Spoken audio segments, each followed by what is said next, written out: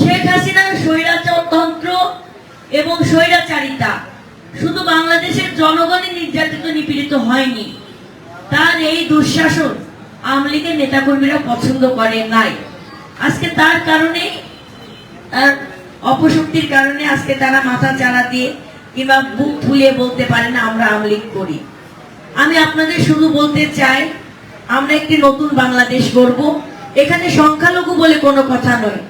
এখানে আমরা যারা হিন্দু সম্প্রদায়ের নেতৃবৃন্দরা আছি কিংবা সাধারণ জনগণ আছি, আপনারা সবসময় মাথায় রাখবেন, একটি মুসলিম ভাইয়ের যে অধিকার আছে, একটি হিন্দু ভাই, একটি দিদির একই অধিকার আছে। আমরা বাংলাদেশী এবং আমরা শান্তির পথে আগামীর বাংলাদেশ গড়ব। আমাদের নেতা দেশনায়ক জনাব তারেক রহমান বলেছেন, বাংলাদেশের সংখ্যালঘু বলে কোনো কথা নাই। এখানে হিন্দু, মুসলিম, বৌদ্ধ, খ্রিস্টান, আমরা সকলে বাংলাদেশী। এর থেকে বড় পরিচয় আমাদের আর প্রয়োজন নাই। আমাদের মনে রাখতে হবে, নিজেদের অধিকার নিজেদেরকেই প্রতিষ্ঠিত করতে হবে। আপনি যদি সংখ্যালঘু ভেবে কিংবা মনে করে আপনি যদি মাথা নিচু করে চলে যান, আপনার সম্মান কিন্তু পাশের জন্য কিন্তু ফিরিয়ে দিতে পারবেন না।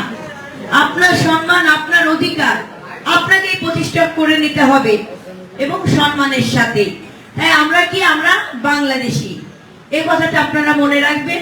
আমরা বিএনপি পরিবারে যারা আছি, আমরা বাংলাদেশের হিন্দু সম্প্রদায়, খ্রিস্টান সম্প্রদায়, মুসলিম সম্প্রদায়, বৌদ্ধ সম্প্রদায়, সকল মা বোনের অধিকার প্রতিষ্ঠা করার জন্য আমরা লড়াই করে যাচ্ছি, করব এবং আমরা প্রতিষ্ঠা করব। এটা আমাদের শপথ। জনগণের ভোটে নির্বাচিত সরকার নয়, একটি স্বৈরাচার সরকার, ফ্যাসিস্ট সরকার দীর্ঘ 15 বছর যাবৎ শাসন কায়েম করেছে, এক নায়কতন্ত্র কায়েম করেছে।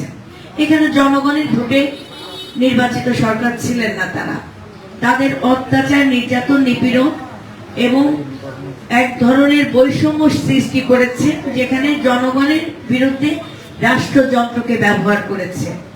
তখন জনগণ এবং সাধারণ শিক্ষার্থীরা বৈষম্য বিরোধী আন্দোলন গড়ে তোলে এবং সেই আন্দোলনের রূপ গণ অভ্যুত্থানের মাধ্যমে স্বৈরাচার শেখ হাসিনা বাংলাদেশ থেকে পালিয়ে যেতে বাধ্য হন এবং তিনি বাংলাদেশ থেকে পালিয়ে যে প্রমাণ করেছেন তিনি কতটা স্বৈর শাসক ছিলেন এবং জনগণ বিরোধী নেতা ছিলেন, জনগণ দরদি নেতা ছিলেন না। আজকে বাংলাদেশের যে দুর্ভোগ নেমে এসেছে, ক্রান্তিকাল নেমে এসেছে, এই বন্যা মানব সৃষ্ট একটি প্রাকৃতিক দুর্যোগ। এটা কোনো স্বাভাবিক দুর্যোগ না, প্রাকৃতিক দুর্যোগ না, এটা মানুষের সৃষ্টি করা দুর্যোগ। বাংলাদেশের যে বিজয় জনগণ অর্জন করেছে স্বৈরাচার পতনের মাধ্যমে, এটা আংশিক বিজয়। এই বিজয় পূর্ণাঙ্গ তখনই প্রতিষ্ঠিত হবে যখন জনগণ তার ভোটের অধিকার প্রতিষ্ঠা করে জনগণের ভোটে নির্বাচিত জনগণের সরকার প্রতিনিধিত্ব, মানে সরকার গঠন হবে। তাই নয় কি দিদি? আপনারা সকলে একটু বলবেন যে শেখ হাসিনার পতনের পর আপনার এই এলাকায় আপনারা নিজেকে কি অনিরাপদ মনে করেছেন কিনা? আপনাদের সুরক্ষা কিংবা আপনাদের নিরাপত্তা দেওয়ার জন্য আমাদের নেতা মোহাম্মদ শাহজাহান সাহেব আপনাদের পাশে ছিলেন কিনা? তার সংগঠন এবং অঙ্গ সংগঠনের নেতৃবৃন্দরা আপনাদের পাশে ছিল কিনা? এই দুর্যোগের সময় কোন আওয়ামী লীগের নেতা কিংবা কর্মী আপনাদের পাশে এসে দাঁড়িয়েছে কিনা? সারা বাংলাদেশের একজন আওয়ামী লীগের নেতা কিংবা কর্মী শেখ হাসিনার পতনের পর, শেখ হাসিনা পালিয়ে যাওয়ার পর নিজেকে আওয়ামী লীগের একটি কর্মী হিসেবে দাবি করেন না এবং তারা বলে না আমাদের নেত্রীর অবর্তমানে আমরা আওয়ামী লীগের দায়িত্বভার গ্রহণ করতে চাই কিংবা করলাম, এই কথাটি এখনো বলে না। গুরুত্বপূর্ণ ভূমিকা পালন করেছেন, আমাদের নেতৃত্ব দিয়েছেন আমাদের সকলের প্রিয় নেতা। উপস্থিত মন্দির কমিটি সম্মানিত নেতৃবৃন্দ এবং জেলা, উপজেলা, ইউনিয়ন পর্যায়ে সম্মানিত নেতৃবৃন্দ, অঙ্গ সহযোগী সংগঠনের নেতৃবৃন্দ এবং আমার সাথে ঢাকা জেলা বিএনপির সকল নেতৃবৃন্দ যারা আসতেন, আমি নাম এখন বলে সময় না নষ্ট করে সংক্ষেপে শেষ করে দিচ্ছি। তো আমি প্রথমে আপনাদেরকে প্রণাম জানাচ্ছি, শুভেচ্ছা জানাচ্ছি। এবং আপনারা জানেন বাংলাদেশে একটি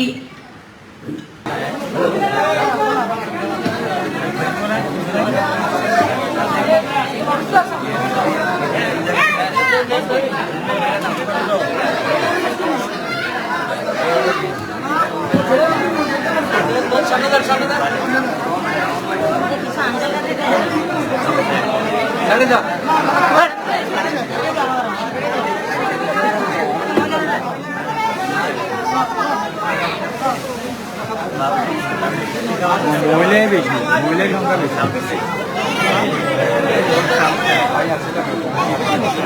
বারবার অনুরোধ করতেছি, ধাক্কাধাক্কি করিয়েন না, মহিলাদেরকে আগে সুযোগ দেন, পুরুষরা নিতে পারবেন।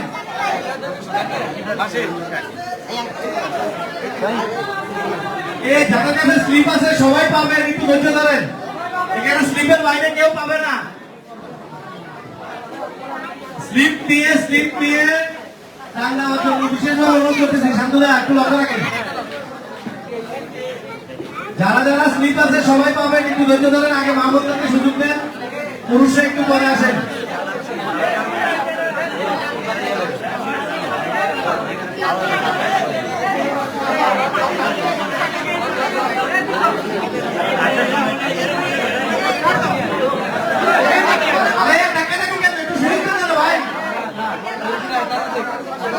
মানুষও ব্যাপার, আমি একটু ধাক্কাধাক্কি করিয়েন না ভাই, 10 মিনিটে শেষ হয়ে যাবে তো।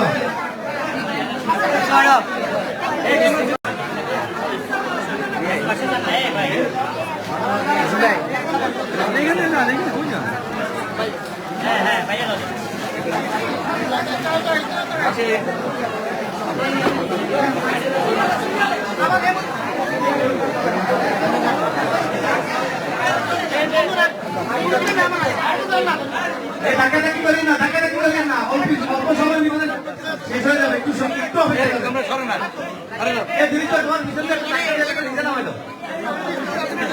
বেরোবার সুযোগ দাও।